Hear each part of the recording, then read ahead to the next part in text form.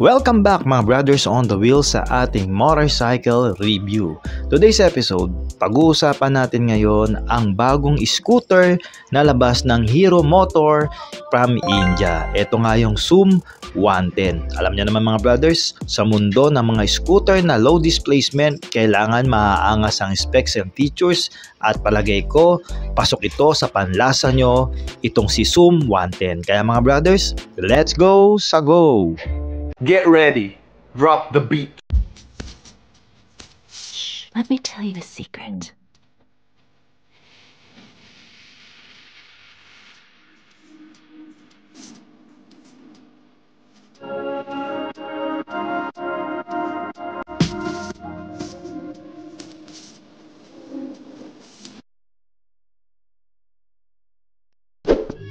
Sa panahon ngayon mga brothers on the wheels, talaga naman ang mga features ng mga small displacement scooter ay hindi na nagpapahuli.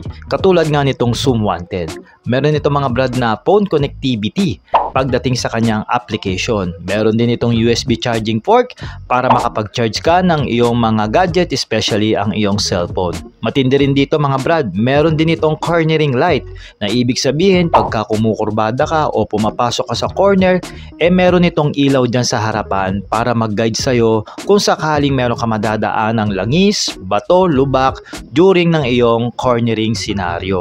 At isa pa rito, all LED lights ang kanyang lighting system. At pagdating naman sa gulong mga brad, wala ka rin po problemahin kung mapaplatan ka sa mga maliliit na butas. Bakit ko yun nasabi? Kasi naka-tubeless na ang mga goma nito na meron tire size na 90 by 90 sa harapan at 100 by 80 naman dito sa likuran na parehas gumagamit ng D12 na wheel mags. Modern looks nga ang datingan nito ni Zoom 110. May pagka-sporty vibe siya at matutulis yung kanto niya, especially dito sa front facing. Makikita nyo dito mga brothers, yung harapan nito o yung pinakaulo ng motor parang insekto. And then yung turn lights niya nandiyan na rin mismo sa handlebar ng motorsiklo na valve type ang kanyang ilaw. Going dito sa chest, makikita nyo kung gaano katipuno yung kanyang harapan dito. And then combination niya ng black and orange red. Meron pa nga itong maangas na daytime running lights at syempre pa yung LED na headlight niya na projector lamp ang pagkakagawa. May makikita kayo sa baba rito na ilaw, yan po yung kanyang cornering lights, yung sinabi ko kanina. At ang fender natin dito malaki na rin para sa harapan, kaya hindi basta-basta mapuputikan yung motorsiklo.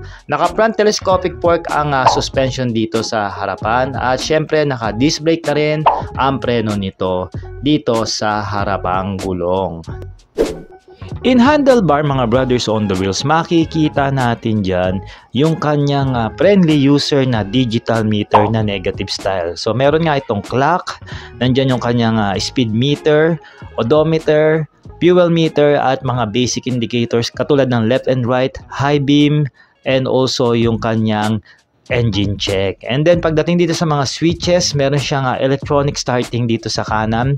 Hindi ko nga pala nabanggit na meron itong stop start system para mas makatipid tayo sa gasolina. Yung horn niya, left and right, and then yung high beam niya at saka low beam at sinamahan pa yan ng pass light dito sa left side. So meron to standard na handle grips and also meron siyang end bar na plastic.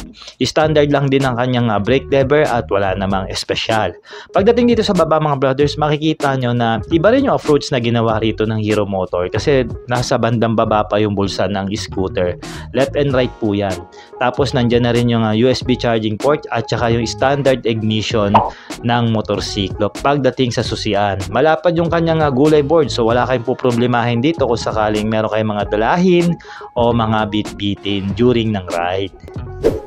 Isa pa sa selling point ng scooter na ito mga brothers on the wheels, yung kanyang malapad na upuan. At syempre, napakababa lang din ang taas nito na umaabot lang sa 770mm. At meron siyang fuel tank capacity dito sa ilalim ng kanyang upuan na umaabot ng 5.2 liters. At may claim nga ang Hero Motorcycle Philippines ng 53.4 kilometers per liter. Pero syempre, depende pa rin yan sa bigat at riding behavior na gagawin nyo sa motor na ito. Malaki na rin ang kanyang underseat compartment na kakasya ang isang helmet. Pero syempre magdidepende pa rin yan sa laki, shells at style ng helmet na kakasya dyan sa compartment ng Zoom 110. Dito sa likod, makikita natin na meron itong solid na bakal na grab bar at meron siyang futuristic na style pagdating sa taillight, no? Ang turn lights natin dito is external pa na bulb type. And syempre, maganda yung fender o sabihin na natin mahaba-haba siya na hindi basta-basta mapuputikan ang likurang bahagi ng motorsiklo. Upright ang ating muffler dito na very stylish ang datingan mga brothers. Paganda rin yung pagkakahulma ng muffler guard nito o yung heat guard ng pinakatambucho niya na color dark gray. Alright. And then pagdating sa preno, pinahihito ito ng drum brake dito sa likod at meron lang itong single shock pagdating sa kanyang rear suspension.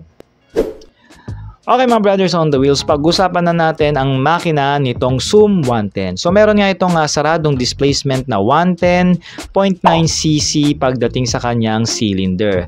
At syempre pa naka-single overhead kami to na dalawa ang valve. Single cylinder ito mga brothers. At meron itong power na 8 horsepower at 7,250 RPM. At kaya nitong umarangkada ng 8.7 Nm of torque at 5,750 RPM.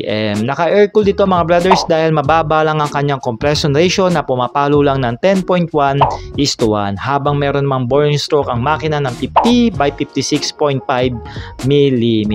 Syempre pa naka-fuel injected na nga ito kaya naman matipid na ito sa kanyang fuel consumption. At bago ko nga pala malimutan mga brothers on the wheels, tumitimbang pala ito sa kanyang bigat na 109 kg pagdating sa kanyang wet weight.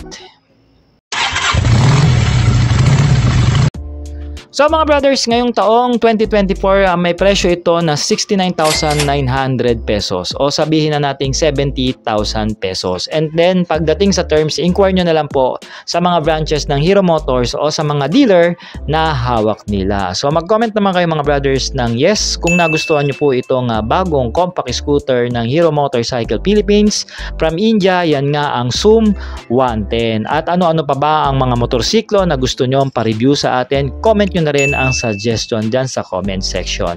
So mga brothers, maraming salamat po sa pagsama nyo sa ating review. Once again, kita-kits po tayo for the next vlog. Ride safe and cheers!